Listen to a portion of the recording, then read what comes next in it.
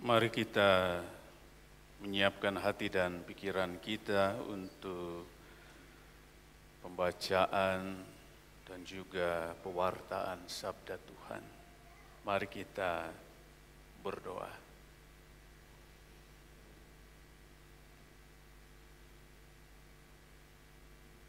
Segala puji, syukur, hormat, dan sembah, ya Allah. Kami haturkan kehadirat-Mu yang kudus. Kami berterima kasih untuk hidup yang Tuhan beri dan anugerahkan bagi kami.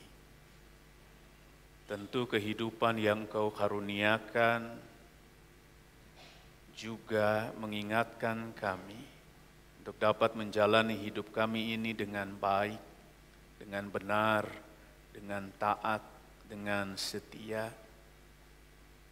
mengalami hidup yang terus diubahkan, dan menjalani hidup di jalan Tuhan, meskipun kadang itu tidak pernah mudah untuk kami lalui dan lakukan.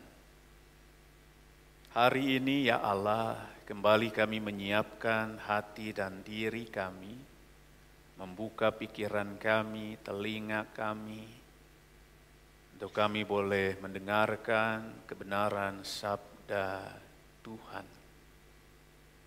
Kiranya setiap kami boleh menjadi pendengar yang baik.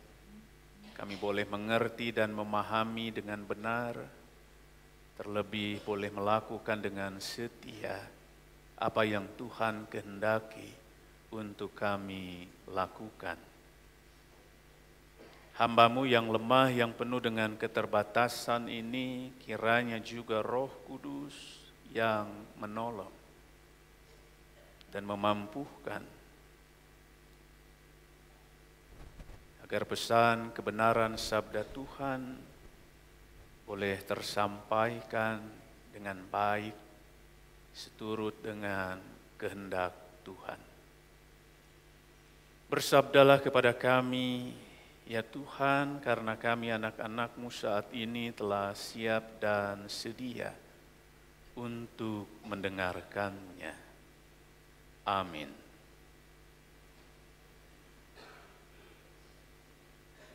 Ibrani 10 ayat 16 sampai dengan ayat yang ke-25.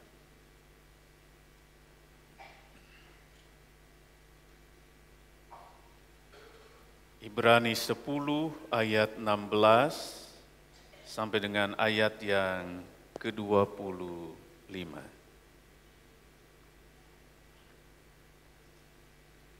Sebab setelah Ia berfirman, inilah perjanjian yang akan kuadakan dengan mereka sesudah hari-hari itu. Firman Tuhan lagi, aku akan menaruh hukumku di dalam hati mereka dan menuliskannya dalam akal budi mereka.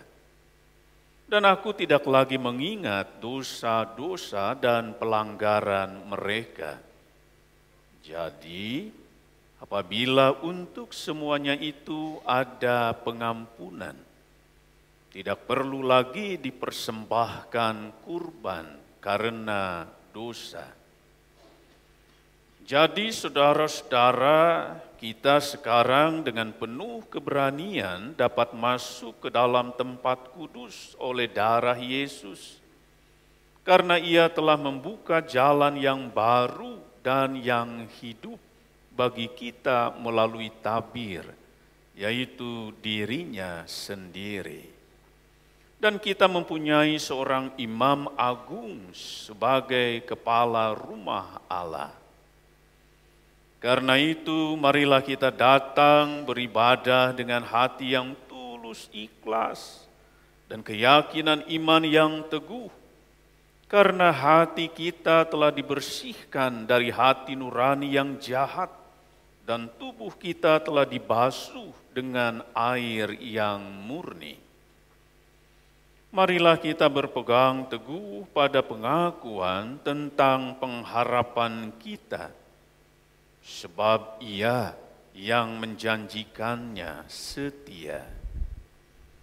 Marilah kita saling memperhatikan supaya kita saling mendorong dalam kasih dan dalam perbuatan baik.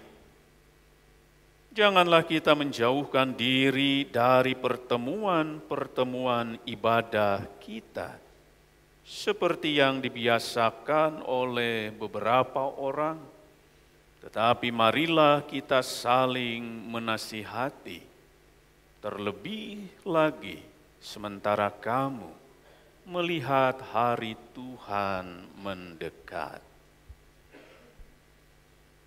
Yang berbahagia adalah setiap kita yang mendengar firman Tuhan, serta memelihara di dalam hidupnya setiap hari. Hosiana.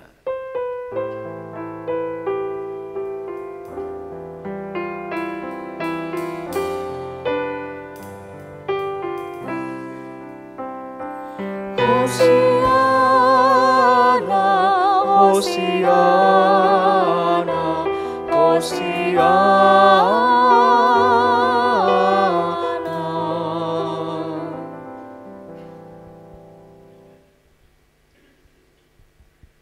Ada dua istilah yang hendak saya sampaikan dalam pembuka khotbah Jumat Agung. Istilah pertama, el-khabkhin ismuilak.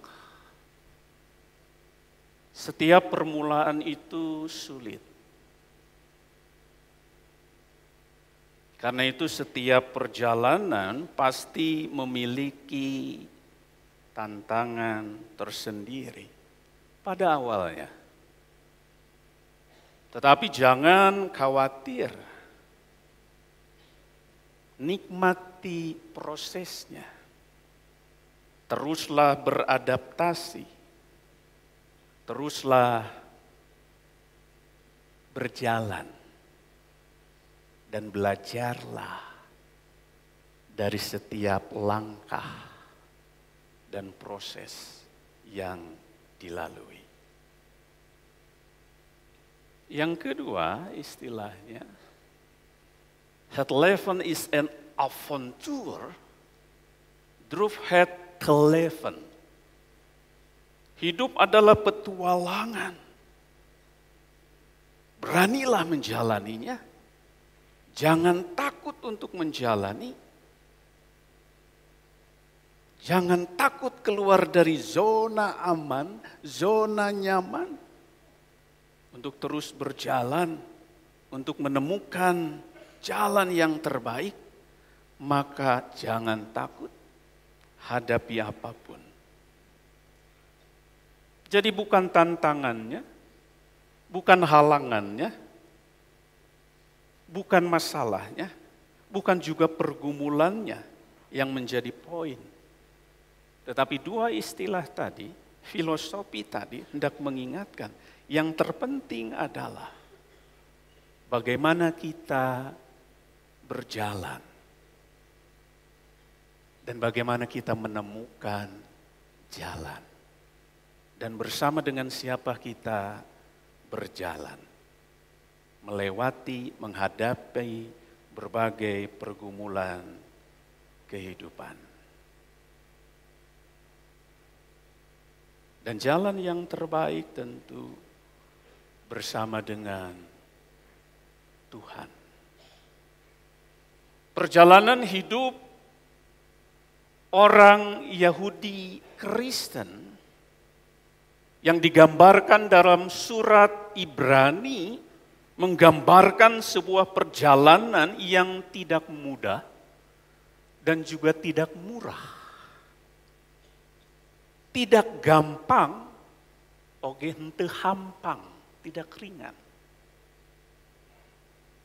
Apalagi menjadi sebuah perjalanan yang sangat mudah untuk dilalui. Oh enggak. Justru teramat sangat sulit. Mereka bergumul hebat untuk melawan dosa ya. Mereka berjuang keras untuk tidak kembali pada pola hidup lama.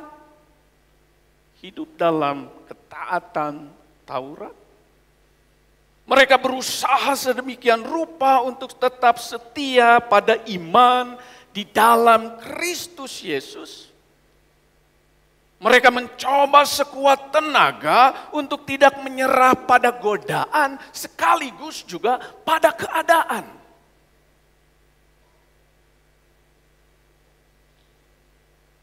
Dan dalam catatan penulis Ibrani, kemudian diingatkan, sekaligus juga ditunjukkan, bahwa dalam situasi apapun, umat Kristen Yahudi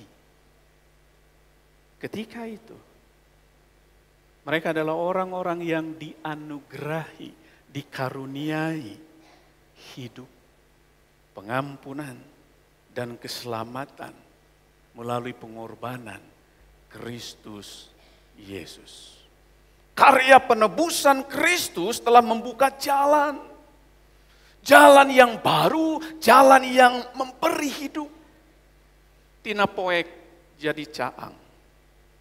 Dari gelap menjadi terang. Penulis surat Ibrani hendak mengingatkan, kalau dulu ketika mereka hidup dalam jalan lama, keselamatan itu diperoleh melalui ketaatan pada Taurat. Itu jalan lama. Dan ada 613 aturan yang harus mereka ingat, paham, mengerti, dan lakukan. Dan itu tidak mungkin. Tetapi jalan yang baru, jalan yang di dalam Kristus diingatkan, keselamatan itu adalah anugerah. Keselamatan itu diberi karena Kristus mengalami siksa yang tidak mudah, disalib mati demi memberi hidup. Keselamatan anugerah pamere. Jalan lama itu tentu akhirnya maut. Mati. Mati dan tak berarti. Karena tidak mengenal Yesus, Sang Raja yang sejati. Kematian kekal. Dan gak ada kebangkitan.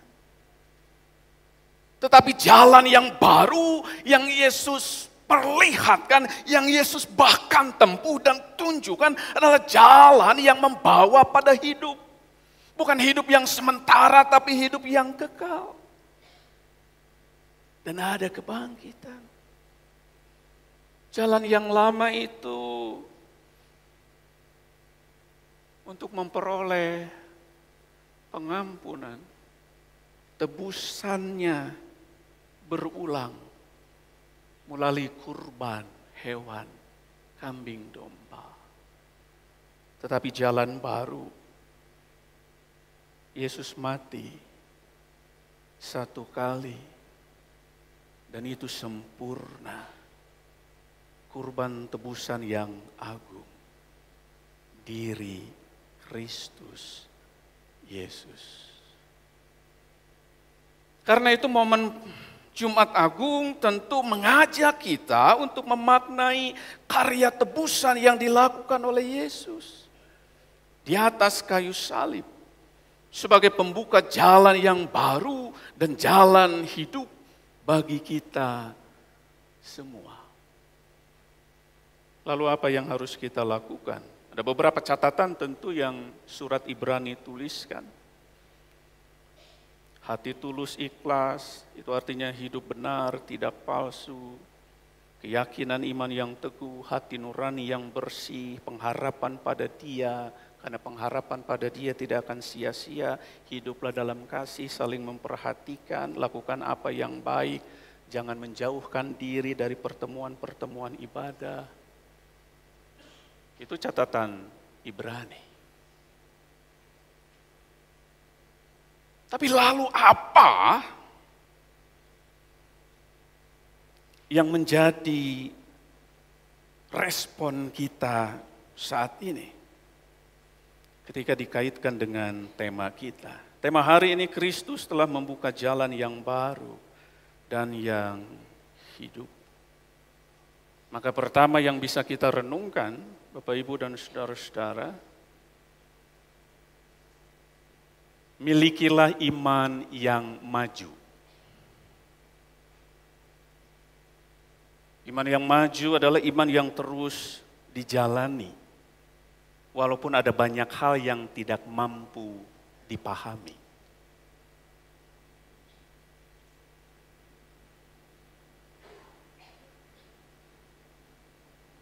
Jemaat Yahudi Kristen dalam catatan surat Ibrani diingatkan untuk mereka teguh dalam iman mereka,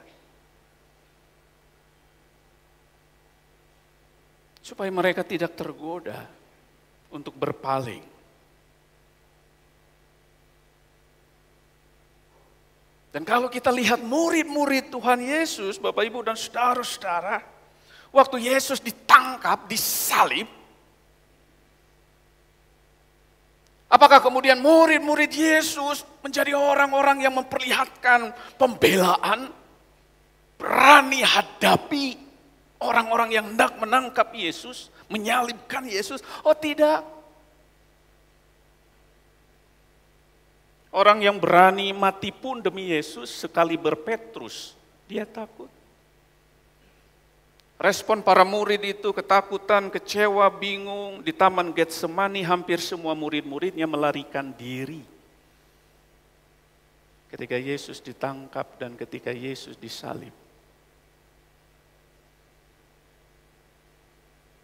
Para murid api-api tewawuh, pura-pura tidak mengenal Yesus. Mereka menjauh.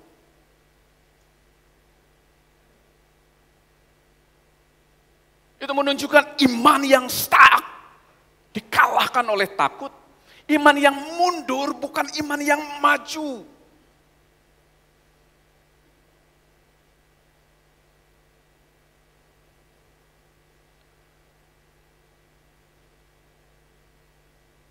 Kalau hidup di dalam iman yang baru adalah iman yang maju. Bukankah Yesus tidak lari ketika ia menghadapi salib dan kematiannya? Ia konsisten menghadapi itu. Ia tidak mundur, tidak berbalik arah, tidak kabur. Ia hadapi. Iman yang terus maju, iman yang terus bertumbuh. Iman yang terus terarah pada kehendak Bapa.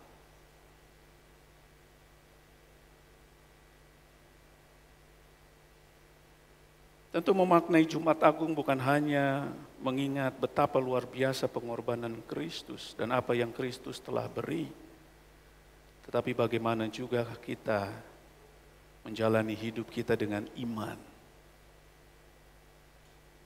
yang terus maju. Meskipun ada banyak hal yang tidak mampu kita pahami, meskipun jalan hidup kita kadang sulit. Yang kedua, firman Tuhan hendak mengingatkan, milikilah hidup atau hiduplah yang tertuju. Hidup yang tertuju pada Kristus. Orang yang hidupnya tertuju pada Kristus, ia tidak hanya akan menjadi pencari berkat, tapi ia akan memotivasi dirinya menjadi orang yang mampu menjadi berkat.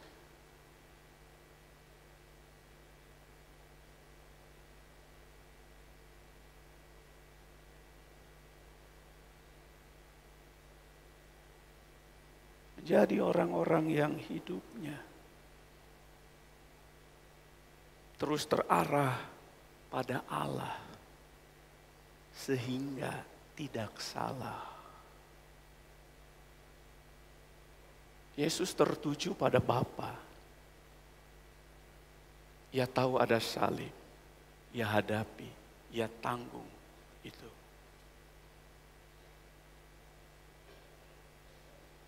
Perjalanan hidup kita tidak mudah. Tapi dalam ketidakmudahan, maka jalanilah dengan semangat baru. Kadang-kala orang Kristen berhadapan dengan salibnya masing-masing, kita nyelip. Kita nyelip. Bapak Ibu tahu ya nyelip? Hampir sama dengan nyempil.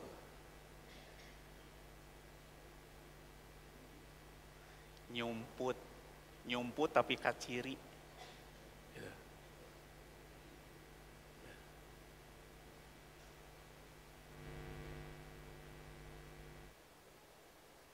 Siga kapal selam lah meureun.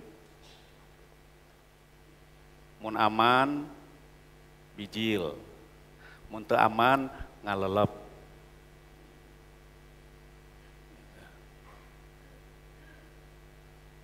Hati-hati, kalau kapal selam jadi empe-empe dimakan. Hidup yang tertuju.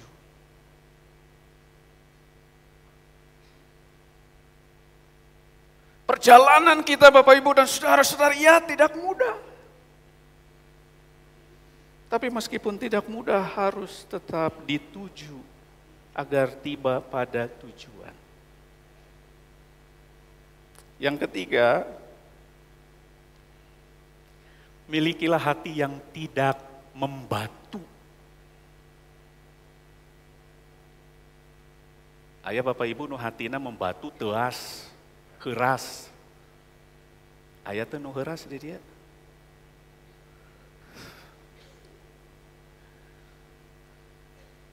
Heurasnya lain tegas, lain oge horas tentu beda. Heuras.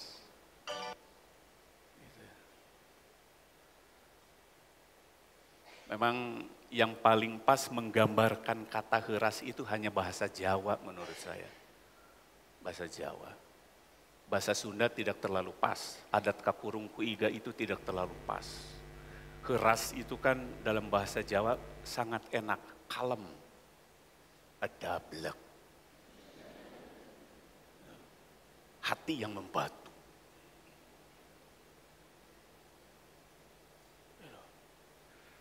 Peristiwa Jumat Agung kan mengingatkan itu. Oh, Kristus itu berkorban. Kristus menyatakan cinta kasih Allah, kepedulian Allah pada umat manusia. Nah, manusia kacida atuh. Geus dibere hirup, disalamatkeun, dihampura dosana, dibageuran ku Gusti, dipikanyaah ku Gusti. Ingat ka Gusti? Henteu. Sakapeung heueuh, sakapeung henteu. Lolobana henteu ingat.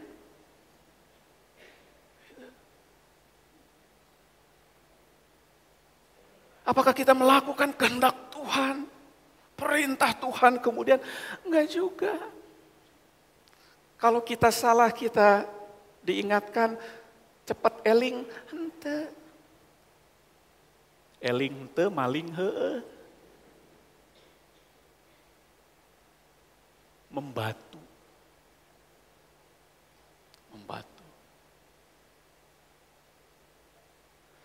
Mun Gusti membatu siga batu sieun Bapak Ibu. Berarti kita mati. Kan enggak ada pengampunan. Cek Gusti teh moal dihampura, enggak ada pengampunan. Kalau hati Gusti, hati Kristus itu membatu, tidak ada pengampunan. Tapi karena hatinya tidak membatu, ada pengampunan. Hidup di jalan yang baru, di jalan Kristus. Maka selalu ada keterbukaan kita untuk menyatakan cinta, kasih, dan juga pengampunan bagi banyak orang. Tanpa pengampunan kita mati sekali lagi. Kita mati. Dan kalau Kristus sekali lagi sudah memberi dirinya, hidupnya, Terakhir Bapak Ibu, bisi lila teuing. Dan geus lila pendeta. Gitu. Terakhir. Kalau Kristus itu sudah banyak memberi hidupnya, maka sederhana saja. Ulah UPP, ulah papaehan jadi orang Kristen teh. Ya. Entong papaehan jadi orang Kristen mah, bisi paeh beneran. Tahu ya papaehan ya, boga ngaku hente, bisa ngaku teu bisa, aya berkat ngaku eueuh. Karena ngakuna eueuh, merena oge eueuh. Itu. Ada waktu ngaku teu aya waktu. Eta papaehan. Kalau hidup kita diberi oleh Tuhan, maka jangan papaehan.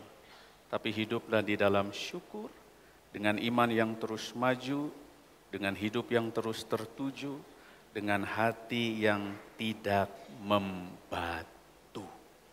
Dan jalanilah hidup terus bersama dengan Tuhan. Karena tidak ada yang tidak mungkin bersama dengan Dia. El-kebekhin ismuilak. Setiap permulaan itu sulit. Tetapi teruslah berjalan. Teruslah jalani prosesnya. Nikmati kehidupan yang kita jalani dengan segala lika-likunya. Karena Tuhan pasti akan menemani dan Dia yang akan membuka jalan. Amin.